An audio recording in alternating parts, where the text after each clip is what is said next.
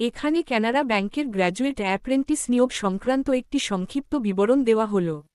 নিয়োগকারী সংস্থা কানাড়া ব্যাংক, একটি শীর্ষস্থানীয় পাবলিক সেক্টর ব্যাংক। পদের নাম গ্র্যাজুয়েট অ্যাপ্রেন্টিসেস অ্যাক্ট ১৯৬১ অনুযায়ী আর্থিক বছর ২০২৫-২৬ জন্য।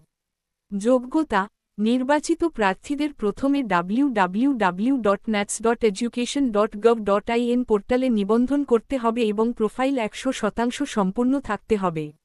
আবেদন পদ্ধতি কেবলমাত্র অনলাইন আবেদন গ্রহণ করা হবে, অন্য কোনো মাধ্যমে আবেদন করা যাবে না।